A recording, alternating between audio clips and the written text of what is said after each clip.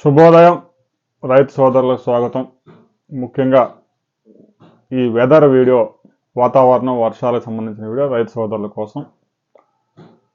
భారత వాతావరణ శాఖ ఒక బులెటిన్ రిలీజ్ చేసింది. బంగాళాఖాతంలో ఏర్పడిన తీవ్ర అల్పపీడనం వాయుగుండంగా మారబోతా ఉంది. క్లారిటీ వచ్చేసింది. ఇది ఆంధ్రప్రదేశ్లోని యానం, చెన్నై మధ్య తీరం దాటే అవకాశం స్పష్టంగా ఉంది. ఉత్తర వాయువ్య దిశగా ప్రయాణం చేస్తూ ఉంది. దీని ప్రభావంతో శ్రీకాకుళం, విజయనగరం, విశాఖపట్నం జిల్లాల్లో అనకాపల్లి వరకు అతి భారీ వర్షాలు నమోదయ్యే అవకాశం ఉంది. ఇక దక్షిణ కోస్తా, రాయలసీమ జిల్లాల్లో మోస్తరు నుంచి ఎక్కడన్నా 1-2 చోట్ల భారీ వర్షం నమోదయ్యే అవకాశం ఉంది. రాబోయే 48 గంటల్లో ఈ తీవ్ర అల్పపీడనం వాయుగుండంగా మారి ఏ ప్రాంతాల్లో భారీ వర్షాలు కురిపించబోతా ఉంది అనే వివరాలు భారత వాతావరణ శాఖ విడుదల చేసిన రిపోర్ట్ ద్వారా మనం ఒకసారి తెలుసుకున్నాం. ఇక ఇప్పటికే ఈ నవంబర్, డిసెంబర్ మాసాల్లో దాదాపుగా 4 అల్పపీడనాలు అటు తమిళనాడు, ఆంధ్రప్రదేశ్లోని అనేక ప్రాంతాల్లో వర్షాలు తీసుకొచ్చాయి. ఆంధ్రప్రదేశ్లో ముఖ్యంగా ధాన్యం రైతులు తీవ్రంగా నష్టపోయారు.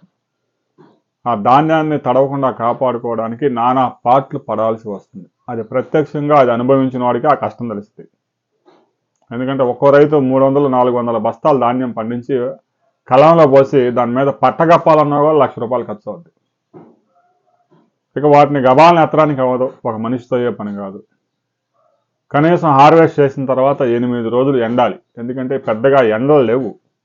అదే రబీ సీజన్లో అయితే 3 రోజులు 2 రోజుల్లోనే ఆరిపోతాయి. అలాంటిది ఇప్పుడు ఎండ కూడా సరిగా రావడం లేదు కాబట్టి 8 రోజులు ఎండబెట్టాల్సి వస్తుంది. ఇంక 8 రోజులు వర్షాలు పడకుండా రైతు కంటి మీద కునుకు లేకుండా ఆ ధాన్యాన్ని కాపలా ఉండాల్సి వస్తుంది. టార్పాలిన్ పట్టల దగ్గర పెట్టుకొని 24 అవర్స్ నైట్ ఎప్పుడు 12 గంటలకు ఒక జల్లు పడ్డా కూడా ఆ ధాన్యం అంతా తడిసిపోయి అది కొనేవాడు ఉన్నాడు. ఇక సంవత్సరం అంతా పడ్డ కష్టం అంతా 1 గంటలో పోయింది. ఇక భారత వాతావరణ శాఖ ఏం చెప్పిందో ఒకసారి చూద్దాం. బంగాళాఖాతంలో ఏర్పడిన తీవ్ర అల్పపీడనం గంటకే బలపడతా ఉంది. ఇది వాయుగుండంగా మారబోతా ఉంది. దీని ప్రభావం ఉత్తర కోస్తాపై ఎక్కువగా ఉంది. ఇక ఇది ఉత్తర దిశగా కదులుతూ వాయుగుండంగా మారే అవకాశాలు స్పష్టంగా కనిపిస్తూ ఉన్నాయని భారత వాతావరణ శాఖ స్పష్టం చేసింది. 2 రోజుల పాటు కోస్తా జిల్లాల్లో భారీ వర్షాలు కురిసే అవకాశం ఉంది. రాబోయే 24 గంటల్లో కాకినాడ, అల్లూరు, మన్యం, అనకాపల్లి, విశాఖ, విజయనగరం, శ్రీకాకుళం జిల్లాల్లో భారీ వర్షాలు కురుస్తాయని అధికారులు స్పష్టం చేశారు. దీని ప్రభావంతో గంటకి 40-50 కిలోమీటర్ల వేగంతో పెనుగాలులు వీసే అవకాశం ఉంది. ఇక అన్ని పోర్టుల్లో, అన్ని ఓడరేవుల్లో 3వ నెంబర్ ప్రమాద హెచ్చరిక జారీ చేశారు. ఇక వాయుగుండంగా మారితే 2వ నెంబరు, 1వ నెంబర్కి దాన్ని అప్గ్రేడ్ చేసే అవకాశం ఉంది. ఇక దక్షిణ కోస్తా విషయానికి వస్తే ఈరోజు తేలికపాటి నుంచి మోస్తరు వర్షాలు కురిసే అవకాశం ఉంది. ఇక ఆదివారం అయితే మోస్తరు వర్షాలు, అక్కడక్కడ భారీ వర్షం కురిసే అవకాశం ఉంది. రాయలసీమలో అయితే తేలికపాటి నుంచి మోస్తరు వర్షాలు కురిసే అవకాశం ఉంది. ఉరుములతో కూడిన జల్లులు పడే అవకాశం ఉంది.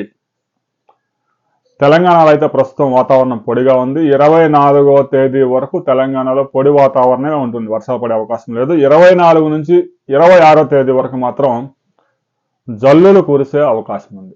భారీ వర్షాలకు అవకాశం లేదు, జల్లులు మాత్రమే పడే అవకాశం ఉంది. ఇక తెలంగాణలో, ఆంధ్రప్రదేశ్లో చలి తీవ్రత బాగా పెరిగింది. కనిష్టంగా 8.5 నుంచి గరిష్టంగా 30 డిగ్రీల ఉష్ణోగ్రతలు నమోదవుతూ ఉన్నాయి.